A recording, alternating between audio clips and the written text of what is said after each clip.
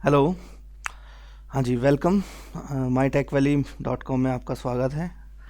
तो शुरू करते हैं जी, लेक्चर 5 प्रोग्रामिंग का, सी प्रोग्रामिंग का, अपनी सीरीज़ का। तो देखते हैं, लेक्चर 5 में आते हैं जी। अभी तक हमने ये देख लिया है कि सी प्रोग्रामिंग क्यों ज़रूरी है। सी प्रोग्रामिंग का एक हेलो वर्ल्ड का हमने प्रोग्राम देखा था, उसमें एक मैसेज प्रिंट कराया था। प्री प्रोसेसर थोड़ा सा आइडिया लिया है, हेडर फाइल कहाँ क्या होती है, कैसे लिखते हैं, हैश इन वाले स्टेटमेंट क्या होते हैं। आज हम कंप्लीट एग्जीक्यूशन प्रोसेस को समझेंगे कि जब आप एक कोडिंग को लिखते हैं, प्रोग्राम लिखते हैं, तो उसके बाद क्या क्या होता है अंदर। ये इसलिए ज़रूरी है कि जब मैं आपको आगे के टॉपिक समझाऊंगा, आगे के टूल्स जो टेक्निक्स हैं वो बताई जाएंगी, तो उसमें मैं आपको ये बताऊंगा कि अंदर कौन सा कंपोनेंट आपकी आईडीई का, इंटीग्रेटेड डेवलपमेंट एनवायरनमेंट का, प्रोग्रामिंग का काम कर रहा है, या कोई अगर एरर आ रही है तो वो एरर कहाँ से आ रही है। तो उससे आपको चीज़ों को समझने में आसानी होगी। और अभी हम Dev C compiler, Dev C plus plus compiler का यूज़ कर रहे हैं, आईडीई का यूज़ कर रहे हैं। तो अगर आप किसी और आईडीई का भी यूज़ कर रहे हो, चाहे लाइनक्स में हो, मैक में हो, विंडोज़ में हो, तो ऑलमोस्ट सबका प्रोसेस सेम होता है। जो मेन कंपोनेंट्स होते हैं एग्जीक्यूशन के, वो सेम होते हैं। तो चलिए जी आगे चलते हैं। आईडीई, इंटीग्रेटेड डेवलपमेंट एनवायरनमेंट का मतलब होता है जी, उसमें आपको एक एडिटर मिलता है जिसमें आप अपना कोड लिखते हैं। जिस स्क्रीन पे आप कोड लिख रहे होते हैं, बेसिकली उस कंपोनेंट को एडिटर कहते हैं। लाइनक्स में क्या होता है कि कुछ लोग, अगर आप आईडीई यूज़ नहीं कर रहे, तो उसमें क्या करते हैं, हम किसी भी एडिटर पे काम कर रहे होते हैं, सपोज जी एडिट में काम कर रहे हैं, जिनी में काम कर रहे हैं, तो वहाँ पर कमांड प्रॉम्प्ट पे कंपाइलेशन करते हैं। तो एडिटर एक कंपोनेंट है जिसमें आप अपनी कोडिंग करते हैं। फिर pre processor, compiler, linker, header files और लाइब्रेरी, इन सबको मिलाकर हमारी आईडीई मिलती है। तो अभी आपने जब Dev C plus plus install किया है, या टर्बो इंस्टॉल किया होगा, टर्बो सी 3.0 इंस्टॉल किया होगा, या कोई और आईडीई आपने ली होगी, एक कोड ब्लॉक्स करके है, विजुअल स्टूडियो है, उसमें आपको ये सारे कंपोनेंट आपको मिलते हैं। अच्छा, तो शुरू करते हैं जी। तो आप जो प्रोग्रामिंग करते हैं, ये आप हैं, आप जब प्रोग्रामिंग करते हैं तो सी प्रोग्रामिंग जब आप कर रहे हैं तो उसमें आप क्या देते हैं, क्या लिखते हैं। आप सी के स्टेटमेंट लिखते हैं और प्री प्रोसेसर के स्टेटमेंट लिखते हैं। मैं आपको ये बता चुका हूँ पहले ही, दोनों में फ़र्क क्या होता है।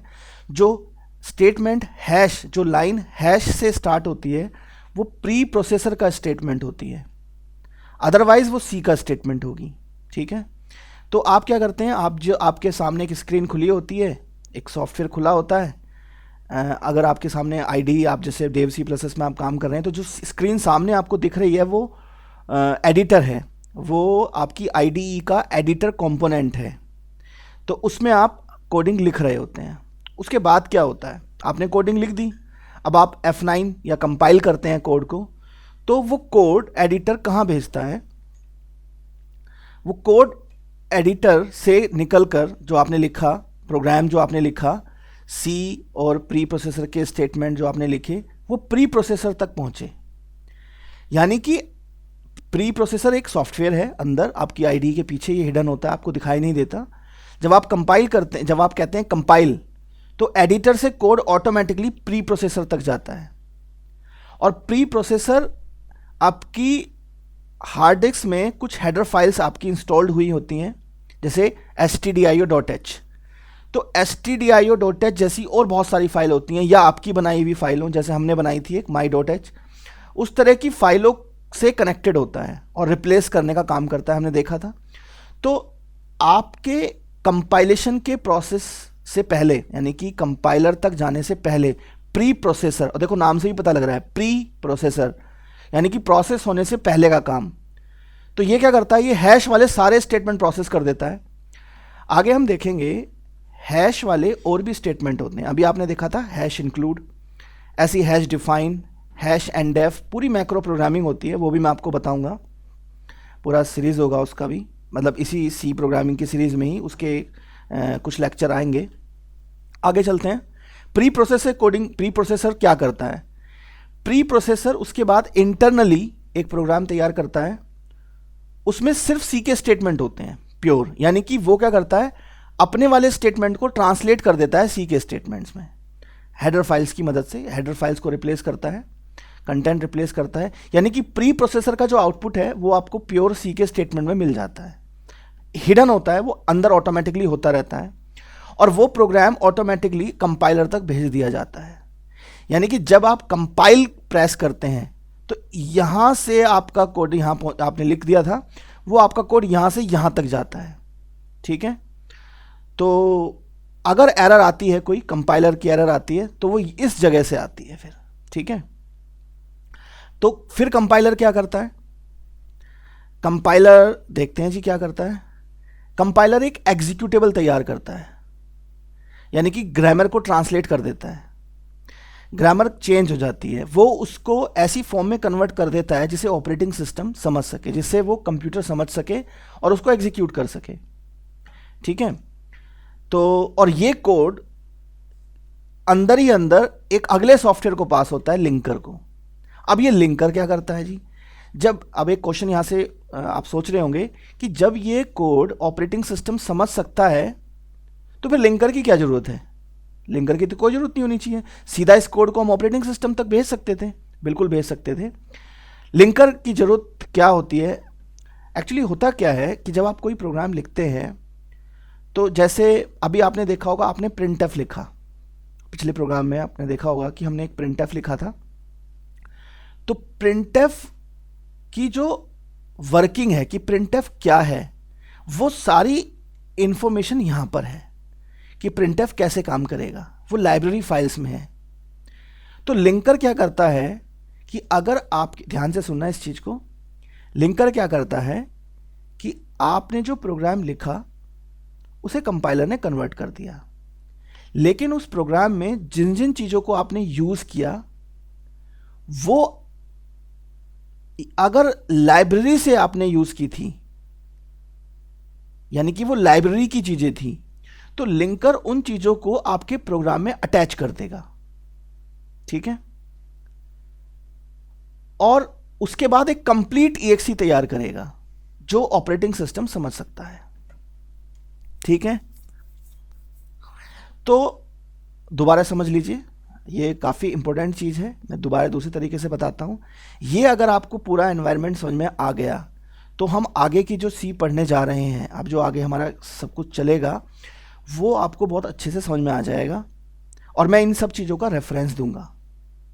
ये सब चीज़ें आपको पता होनी चाहिए, ये सीक्वेंस आपको पता होना चाहिए। एक बार फिर देखते हैं, आपने एडिटर पे प्रोग्राम लिखा, उसमें दो तरह के स्टेटमेंट थे, सी के स्टेटमेंट थे, प्री प्रोसेसर के थे। प्री प्रोसेसर ने अपने स्टेटमेंट कंज्यूम कर लिए, अपने स्टेटमेंटों को ट्रांसलेट कर दिया और आगे पास कर दिया अगले डिपार्टमेंट में। ठीक है,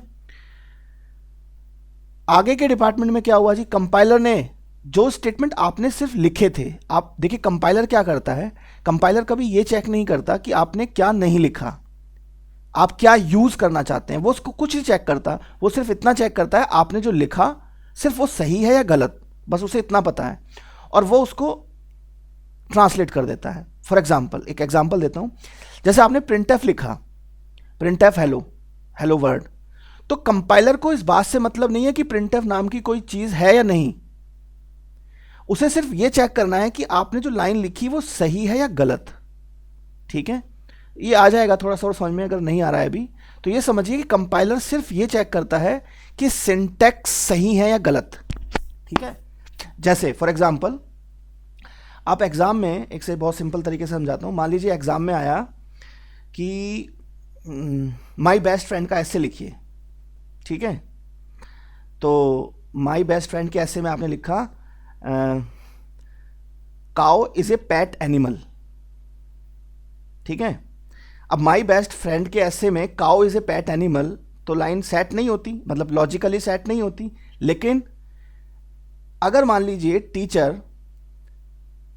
तक वो कॉपी पहुंची और उसने एक स्टूडेंट को दी और उससे कहा कि बेटा तुम ये चेक करना कि किसी ने स्पेलिंग मिस्टेक ना की हो और ग्रामर गलत ना की हो, बाकी तुम्हें कुछ चेक नहीं करना। तो एक बच्चा बैठा हुआ है बेचारा, उसको इंग्लिश अच्छी आती है, तो वो ये नहीं देख रहा कि माई बेस्ट फ्रेंड के ऐसे में cow is a pet animal लिखा जाना चाहिए या नहीं, उसने सिर्फ इतना चेक किया, अच्छा cow is a pet animal, तो उसने सारी लाइनें, उसने ये लाइन चेक की, उसने देखा कोई स्पेलिंग मिस्टेक नहीं है, ग्रामर इसकी ठीक लिखी हुई है, वो कह देगा जी ओके। तो कंपाइलर बिल्कुल इसी तरह से ही काम करता है, यानी कि आप जो उसे कुछ देते हैं वो उसे सिंटैक्टिकली और ग्रामेटिकली चेक करता है, वो लॉजिकली होना चाहिए नहीं होना चाहिए, वो उसके रेंज की बाहर की बात है, वो आप जाने। अब आगे चलते हैं, वो आगे लिंकर को पास करता है। अब देखिए लिंकर का काम क्या है। मान लीजिए आपने जो है अपनी कॉपी में एक लाइन और लिखी कि पेज या आपने लिखा कि सेकंड कॉपी में, बी कॉपी में जो मेरी इमेज है उस पे जाकर देखिए, ठीक है। या आपने उसमें लिखा कि मैडम मैं कल नहीं आया था तो मेरी अटेंडेंस लगा देना, ऐसा कुछ मैसेज लिखा।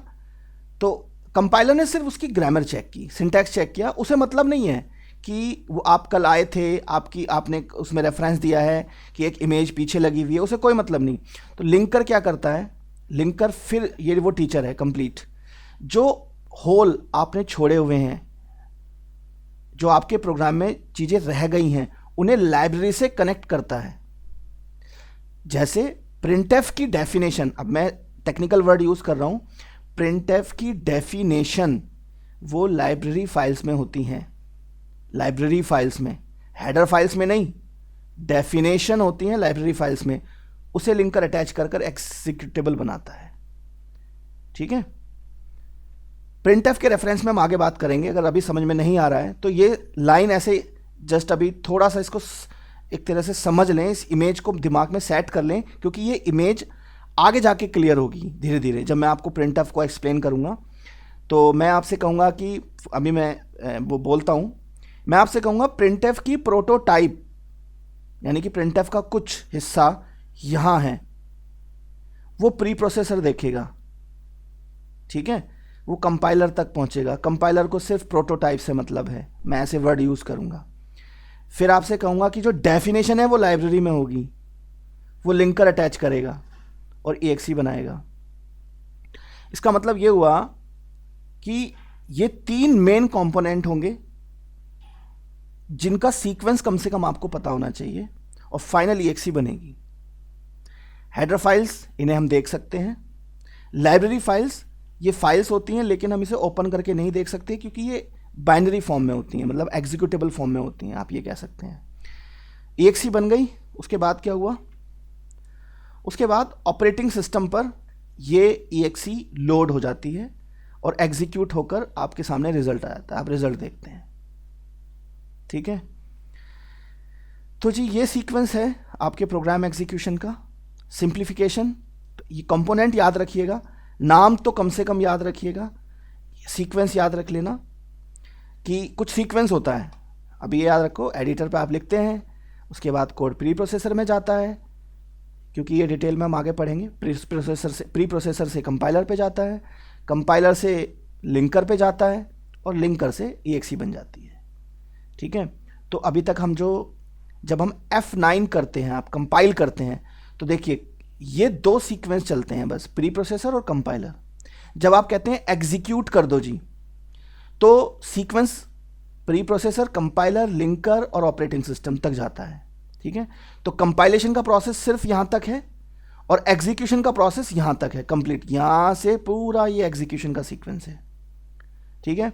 ये सभी जितने भी आपको IDE इंटीग्रेटेड डेवलपमेंट एनवायरनमेंट मिलते हैं, उसमें ये आपको 1 2 3 4 5 और 6, ये 6 कंपोनेंट हर एक IDE में आपको मिलेंगे, चाहे वो टर्बो सी की हो या फिर आपका कोड ब्लॉक्स हो, विजुअल स्टूडियो हो, मैक हो, एक्सकोड हो, कोई भी एनवायरनमेंट हो, ठीक है। अच्छा, अब ऑप्शनल क्या हैं कि कुछ चीज़ें अगर IDE का आप यूज़ नहीं करते तो आपको एडिटर नहीं मिलता। फिर आप कंपाइलर में, जैसे लाइनक्स में क्या होता है, GCC कमांड प्रॉम्प्ट लिख लेते हैं, एडिटर कहीं और होता है, ठीक है। तो लेकिन ये 3 कंपोनेंट, इसको कंबाइंड देखो, 1 2 3 4 5, ये 5 चीज़ें बहुत ज़रूरी हैं। ठीक है, ये एरो का मतलब है, यहाँ पर इस एरो का मतलब है कि यहाँ से फाइलें अटैच कर दी जाती हैं, मतलब प्री प्रोसेसर यहाँ से फाइलें उठा सकता है, लिंकर लाइब्रेरी फाइल से चीज़ें लोड कर सकता है। ठीक है, और फाइनली फिर EXE देगा।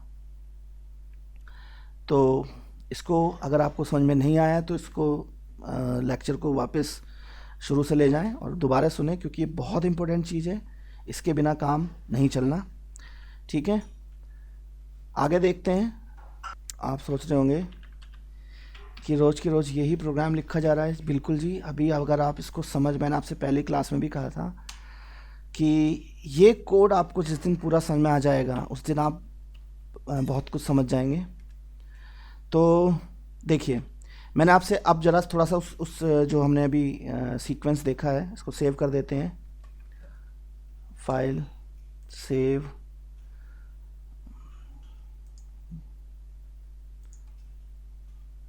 में हमारा है CPRG, यहाँ नाम दे देते हैं इसको, कुछ भी अभी फ़िलहाल दे दो, टेस्ट या एग्जीक्यूशन या IDE रखते हैं, चलो IDE.C। हाँ जी, तो मैंने आपसे कहा, अब देखिए ये जो स्टेटमेंट है ये प्री प्रोसेसर प्रोसेस कर लेगा।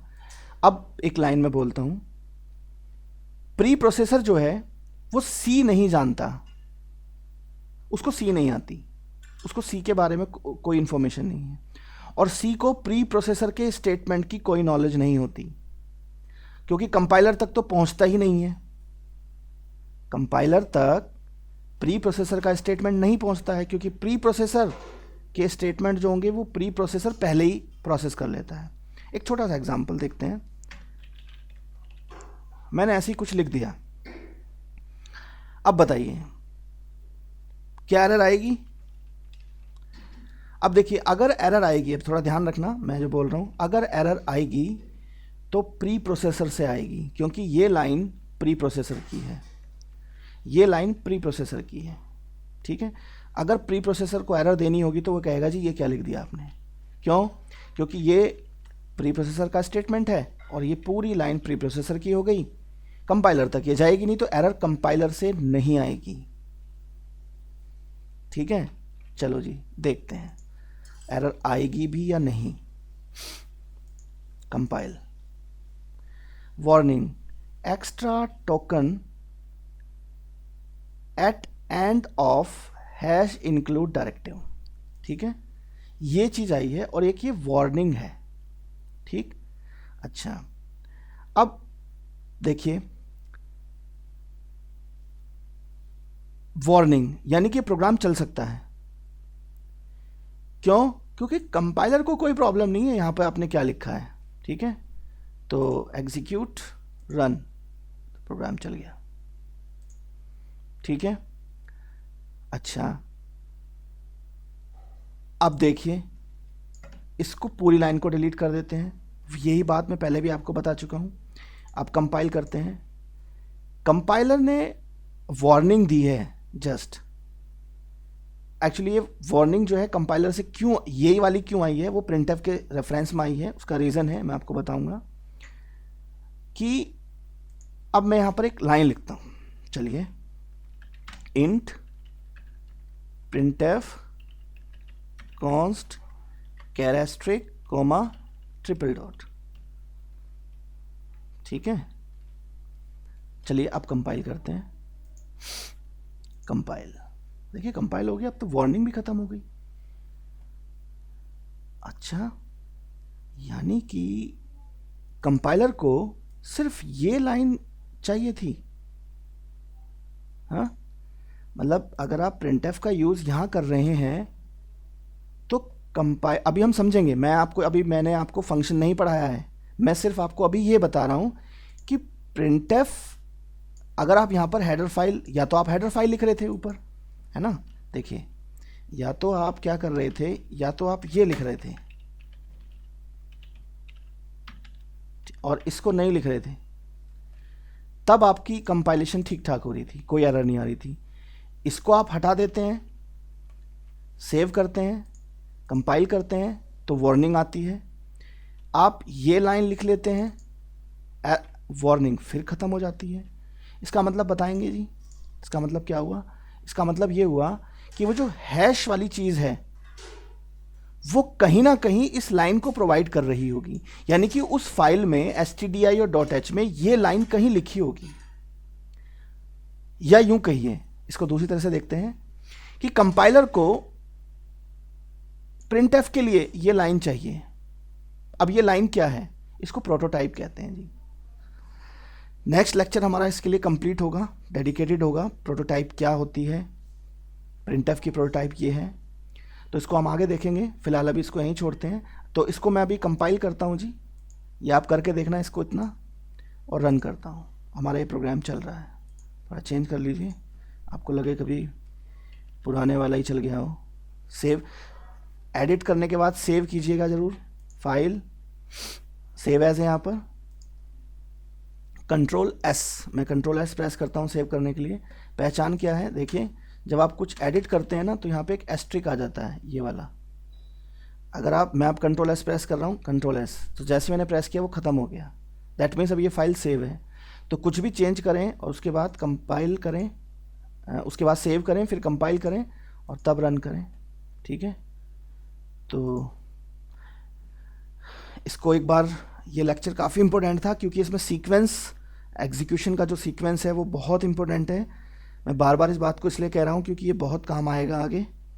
ये सीक्वेंस आपको याद रखना है, समझना है, क्योंकि ये एक्चुअली आगे की जो चीज़ें आएंगी, आगे जो मैं आपको टूल्स बताऊंगा उससे वो जो डायग्राम है वो कनेक्ट होगा।